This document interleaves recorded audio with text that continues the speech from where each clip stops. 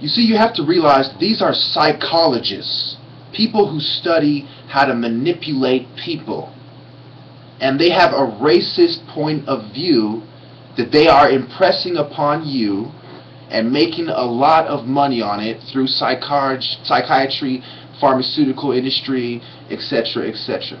You know, advertisements. You know, it's like all the vested interests together. You know, all the people who historically turned a blind eye to evil to make money are the ones who have backed it. The media, the banks, the government with funding pharmaceutical companies. We all know who controls the government's decisions. You know, much of white racists. And these sciences were started during a time when segregation was alive and well. And that was the common thought. These people are thinking, oh, black people prove our point because they're an inferior form of life, and that's why they behave in this inferior fashion. That is exactly where they're coming from. So when it evolved, it's like the KKK's argument evolving, you know, and now it includes immigration and, you know, stuff like that, and you know, their argument has evolved over time. The racist psychological argument has evolved over time, and my argument has always been and always will be that the main accepted version of psychology is behavioral psychology from the white racist people who pioneered it and who guided it every step of the way, including right now. Now, so we go on to when we're talking about how this guy had to resign from Johns Hopkins University because, you know, of all the scandals surrounding his racist philosophy, and this is during a racist period in time. He's such a racist that all the racists are shocked by his racism. And this is the main school of thought that we practice today. So going on to the last couple of paragraphs, let me just finish this off. You know, I've been making this, you know, I was supposed to make this into one video, put it all together, but YouTube's limiting me to 15 minutes, so let me just finish this off. Among the behaviorists who continued on, there were a number of disagreements about the best way to proceed. Neo-behaviorists, kind of like a neo-Nazis, neo-behaviorists, such as Edward C. Tolman, Edwin Guthrie, Clark L. Hall, and B.F. Skinner. Everyone knows Skinner is one of the most racist people in history. Skinner was more racist than Hitler by far. It didn't come close. Hitler spent his time talking a bunch of racist stuff.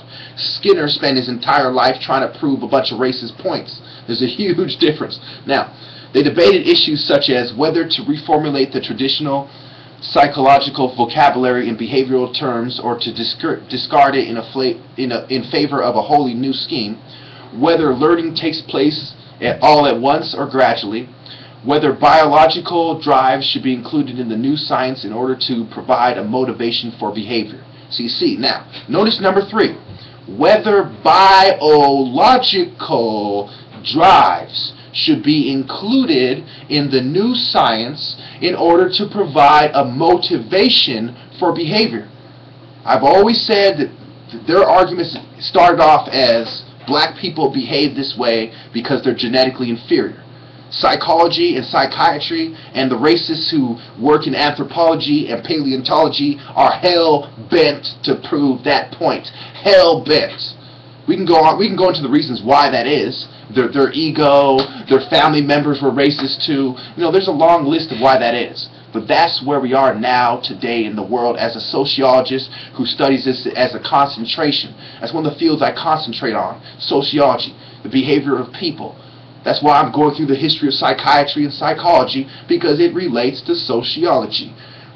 Once you understand sociology, you understand all this stuff, period.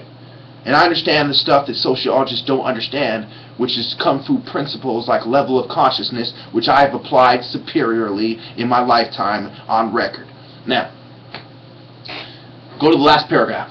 Behaviorism was the ascendant experimental model for research in psychology for much of the 20th century, largely due to the creation and successful application of conditioning theories as scientific models of human behavior. And in parentheses, it says not least of which in advertising. because it was the creation and successful application. It wasn't the fact that it was right or wrong. It was the way that it was created and the way that it was applied was friendly to the agenda of the people in charge. And they bring up advertising. I mean, once you truly read between the lines in a manner that is appropriate, I'm not guessing here. I'm not putting extra on it. I'm not putting 50 on 5. I'm telling you exactly what it is. Like when a gangster says he's an asshole, I'll tell you that the whole history behind why he's right.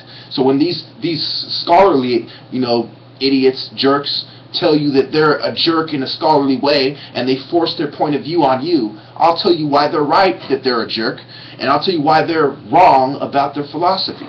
And I have done that successfully every video. There isn't a single video that a rational human being could watch and not understand what I'm getting at is absolutely right and cannot be proven wrong. Okay? When people who believe that their race is superior, long before science even started looking into that, are throwing money at the sciences that are arguing that point, what do you think is going to happen? When these people are the people in charge, what do you think is going to happen? Their philosophy is going to be the generally accepted one. Like when Germans were putting Jews into camps, it's because the white racists in charge knew that they could get away with applying their racist psychological, anthropological, paleontological ideology on you in that manner. They knew they could get away with that, doing it just like that. And today they know they can get away with it, doing it just like this. Because the people with common sense like me, the people who are upright, moral citizens of America, will never, ever, ever, ever be in power.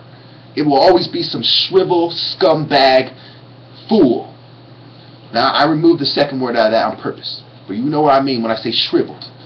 The guy's shriveled. His body parts are shriveled. His soul is shriveled. They're scum. They come from a time period where racism was the common practice. And they have made it so that our time period, it is the common practice as well.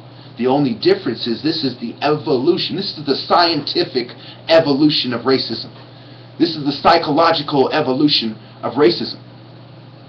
This is the evolution of racist philosophies, sentiments, and behaviors. This is the evolution of institutional racism. This is the evolution of cultural imperialism. This is the evolution of manifest destiny. I rest my case.